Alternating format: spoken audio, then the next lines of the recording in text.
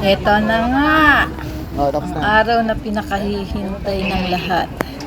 Siyempre, lahat kami ay excited. Kaya tuloy nagkaroon ng problema. At ang nangyari sa amin ay wala kaming nakuhang cottage.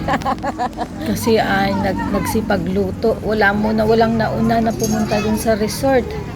Kaya nung dumating kami ng alas 3, wala na kaming cottage. At ang susunod na ilang oras kaming maghihintay. Kaya andito lang kami sa tabi, lilinga-linga. Nagmamasid-masid muna kami kung anong oras magkakaroon ng available na cottage. Mga nagsipagluto pa kasi ng mga pagkain. Takot ba magutuman?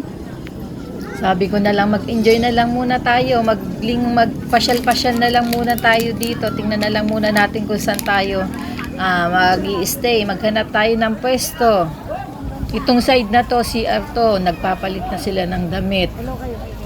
Kasi pwede ka naman ng maligo. Pwede ka na mag-swimming dito.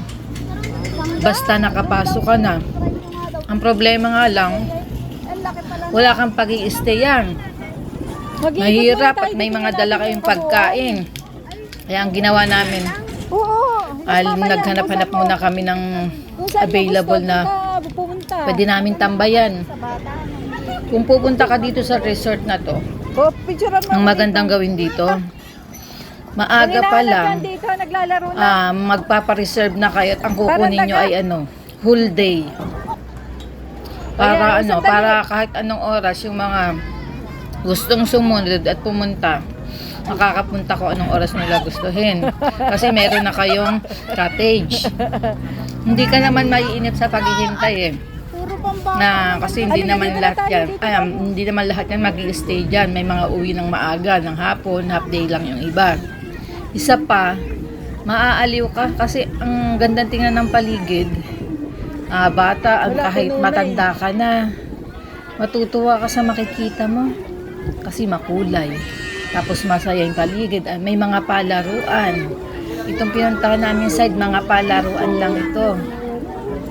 Kaya ang ginawa lang namin, naglalakad-lakad lang muna kami. Hanggang sa nakakita kami ng bakante na cottage. Doon muna kami pumesto. Kasi nakakapagod din mahirap pag may dalang gamit, mabigat. Sabi na lang namin kung sakali kaming paalisiin doon kasi may mga may-ari na ng cottage na yan sabi na lang namin pahinga lang muna kami dito at aalis din kami kasi syempre nag-iintay kami ng ng mapepestohan namin sabi nila kasi 6 o'clock lang tapos bawal daw magpa-reserve. Saan kami magpepesto ang dami namin dalang pagkain. Dumating na. Umupo na lang muna kami dito sa side na to. Ang ginawa na lang namin isa pa, nag-picture na lang muna kami habang nag-iintay. Kasi syempre pag araw, magandang mag-picture para kitang-kita pa yung view.